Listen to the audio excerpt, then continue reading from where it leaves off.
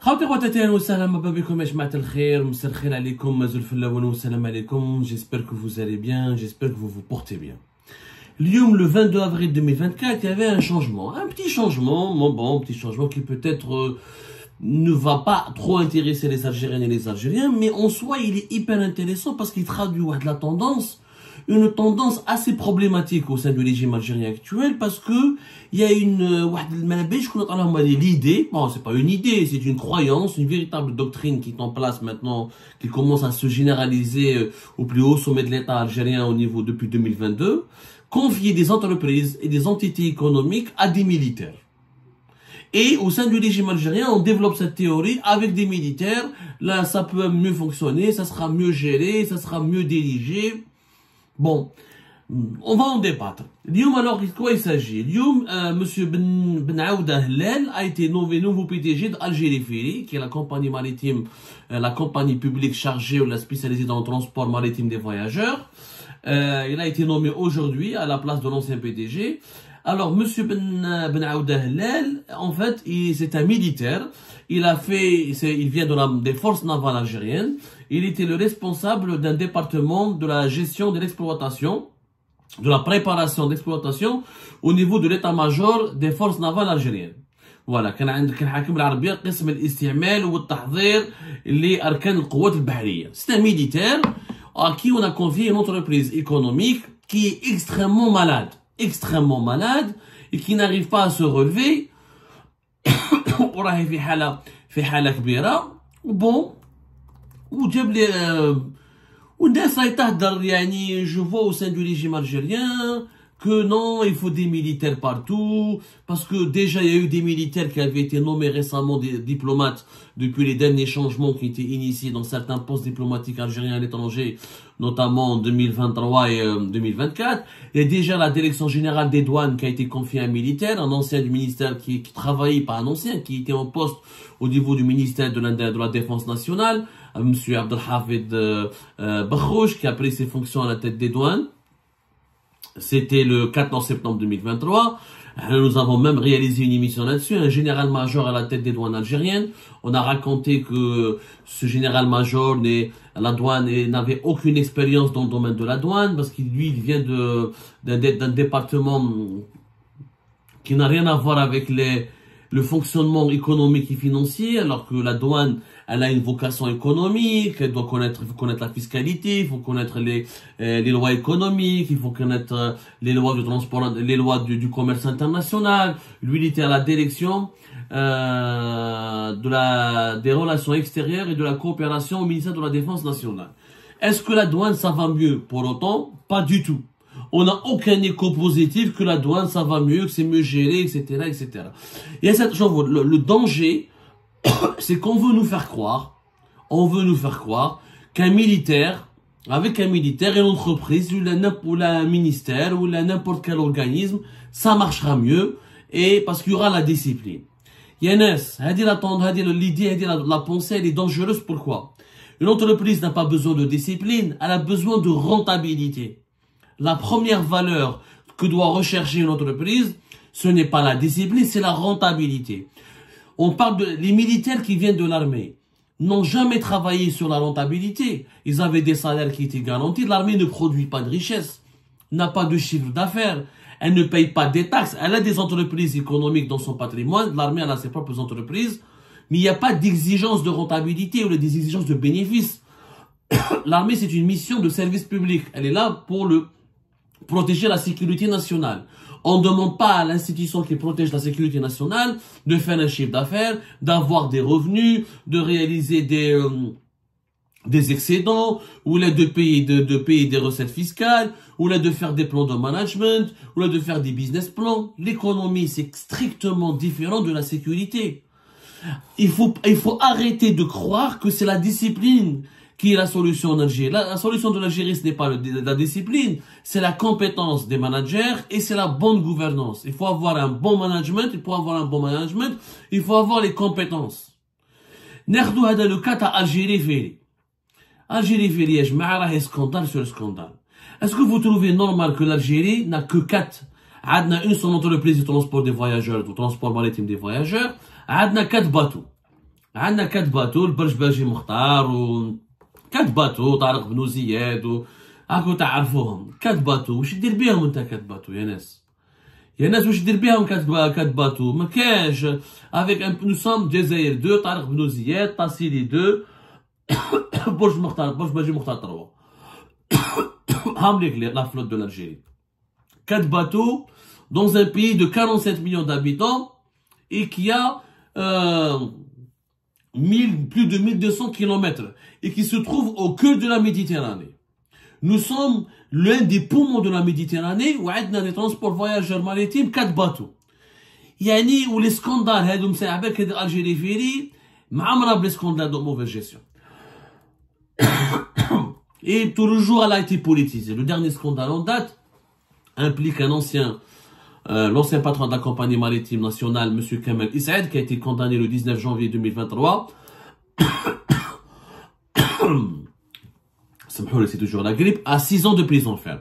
L'affaire qui est arrivée à Algérie, il avait été placé en mandat de dépôt le 10 juin 2022, alors qu'il avait été nommé PDG en octobre 2021.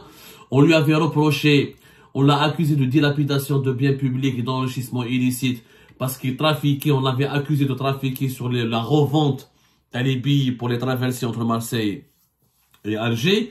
L'affaire avait commencé, rappelez-vous, le 2 juin 2022. Il y avait une Marseille-Alger, le Borj Baji Makhtar 3, qui a démarré, la capacité de 1800 passagers, 600 voitures. Lui, il a accompli la traversée Marseille-Alger avec uniquement 72 passagers, 25 voitures. Il y avait un grand scandale où la présidence est intervenue finalement pour demander le changement du PDG.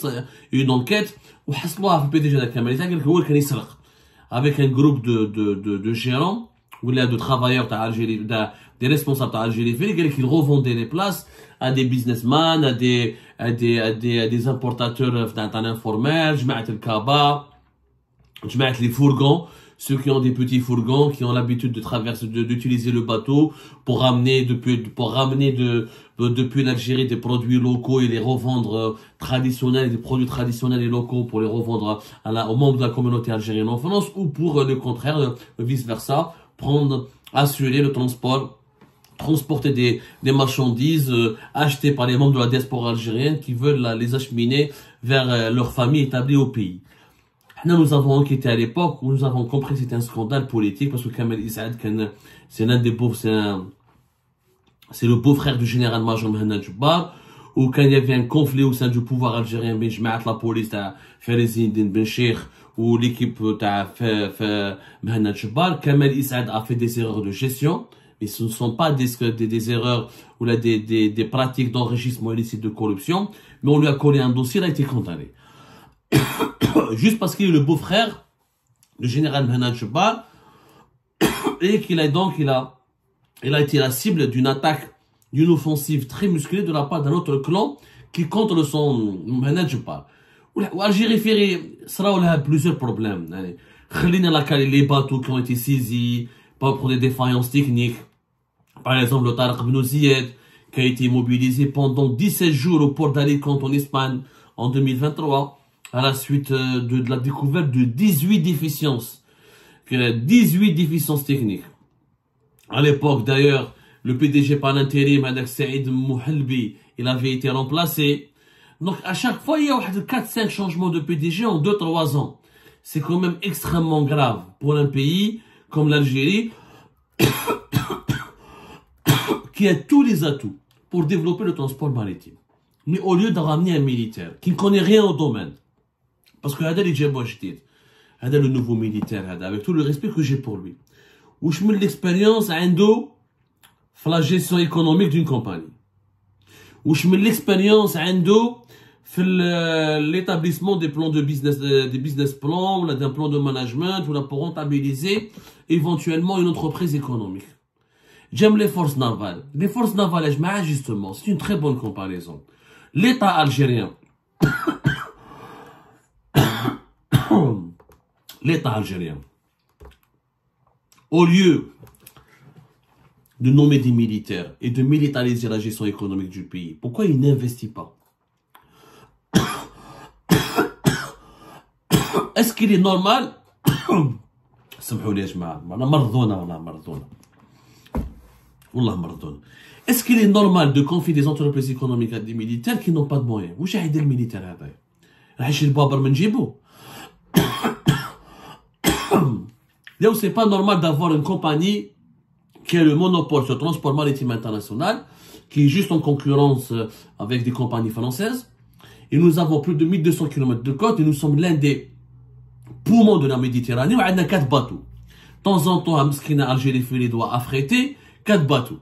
Qui chauffent la flotte militaire. Chauffent la différence en Algérie entre la flotte militaire et la flotte commerciale.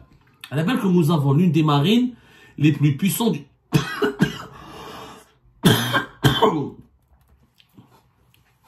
Nous avons l'une des marines les plus puissantes du bassin méditerranéen et du monde. Nous sommes classés parmi les 30 plus importantes forces navales militaires du monde. C'est un classement militaire qui est établi par des sites et des médias spécialisés. Nous sommes classés au 25e rang mondial sur 145 pays. C'est l'un des rares classements mondiaux dans lesquels l'Algérie elle est au top 30. Nous sommes uniquement dépassés par des pays comme l'Allemagne et nous sommes le deuxième pays africain et arabe après l'Égypte qui a une importante flotte. On a même des sous-marins. L'un des rares pays africains et arabes qui a des sous-marins. Nous avons 6 sous-marins. C'est quand même impressionnant. Nous avons 201 navires de guerre. 201. Alors que pour le transport maritime de marchandises, comme de voyageurs, nous avons une flotte totalement ridicule. C'est bien d'avoir des forces navales, Allah barak, puissantes, etc. Mais l'Algérie ne vit pas que de la guerre. On n'est pas en état de guerre en permanence. On investit dans des sous-marins, dans des frégates hyper modernes, etc. Qui tient la route pour pouvoir assurer Alger-Marseille ou Alger-Alicante. C'est anormal. Il y a un problème quelque part, il y a quelque chose qui cloche. Il y a vraiment quelque chose qui cloche. Et l'Algérie ne cesse d'investir. Je dis bien, ne cesse d'investir pour développer ses capacités militaires au niveau de ses forces-là. Et c'est tant mieux. Sauf que, pourquoi on investit pour tout ce qui est militaire et on néglige ce qui est civil? C'est injuste. Mais tu vois, tu fais une grande flotte militaire. Ou le peuple. On va pas prendre des sous-marins pour le transport maritime. On va pas prendre des sous-marins ou les navires militaires pour assurer notre transport de marchandises. Le transport de marchandises, c'est encore plus catastrophique. On a donné comme une enquête qui date du 13 juin 2021. On a expliqué que l'Algérie, on n'a aucune souveraineté pour le transport de marchandises. Plus de 93% des marchandises que nous importons nous sont acheminées vers l'Algérie par des transporteurs étrangers, par des armateurs étrangers. Le Canada, les armateurs étrangers décident de nous boycotter ou de faire une grève contre nous, on n'aura même pas de quoi manger.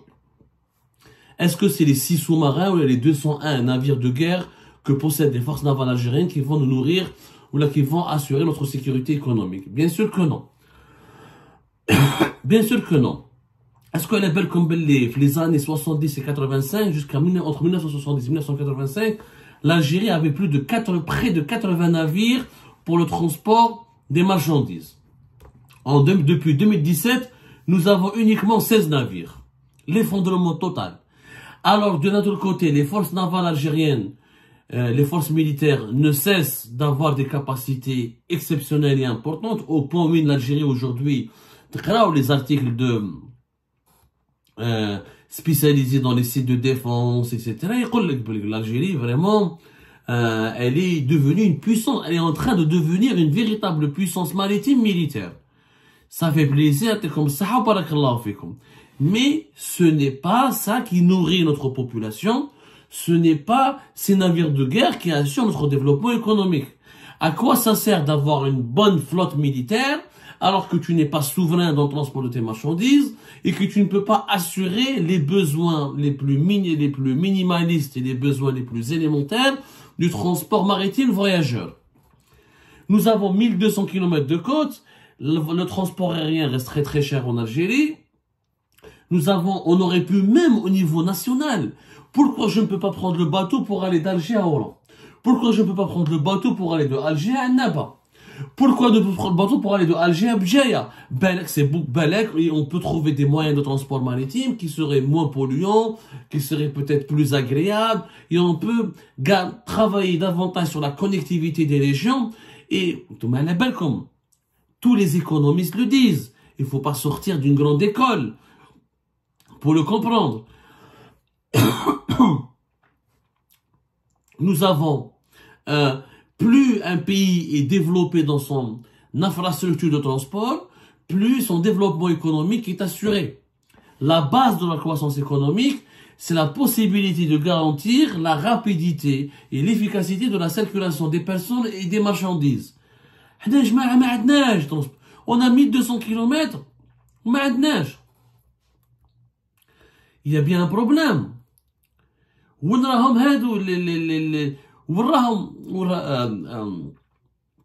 وراهم les moyens de l'État. Pourquoi ne pas investir? Donc تجيب لي un militaire وتمد له غير 4 bateaux وقال له دبر راسك. C'est pas possible.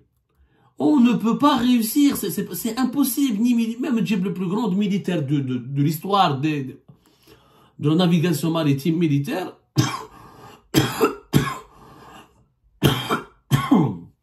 ما راح يدير فيها والو. ما راح يدير فيها والو. Il faut arrêter, de croire que la militarisation ramène le développement. Ce qui ramène le développement, c'est le bon management et c'est l'investissement. Il y a des bateaux. On doit au moins doubler notre flotte. Au moins 8 bateaux. La rentabilité, elle est assurée. Entre 3 et 4 millions d'Algériens sont établis en Europe, qui veulent rentrer chaque été chez eux. Ils veulent rentrer en voiture. On a besoin de bateaux. Allez voir à Marseille comment on se bouscule pour aller acheter un billet et monter à bord de l'un de ces 4 bateaux, ou l'un des rares bateaux qui sont affrétés pour la saison estivale, parce qu'on a des plus compliqués donc des bateaux affrétés pour assurer les besoins de la saison estivale. Nest d'arbre, on se bouscule, on se bagarre. Investissons. Faisons des vrais investissements. Nommons à la tête de ces entreprises chargées du transport maritime de vrais managers, des vrais connaisseurs, des gens qui ont de l'expérience avec des armateurs à l'étranger, qui ont déjà dirigé des compagnies maritimes internationales. Ramenons à l'étranger, c'est pas grave. C'est le transport maritime des voyageurs, c'est pas la sécurité nationale, c'est pas le transport des armes. Réformons, investissons. Mais tu connais, le militaire, c'est la solution à tout. On a un militaire à la tête des douanes. Ça marche mieux? Ça marche pas mieux. N'estishki. Fais les aéroports d'Alger ou la Doro ou la, il dit que les douanes, les retards, les douaniers, les contrôles abusifs, la corruption, j'm'att le kaba, rien n'a changé. Juste dans les formes, c'est un militaire qui dirige. Rien n'a changé. Le militaire ne peut pas changer les choses. Le bon manager, lui, peut changer les choses et améliorer le développement du pays.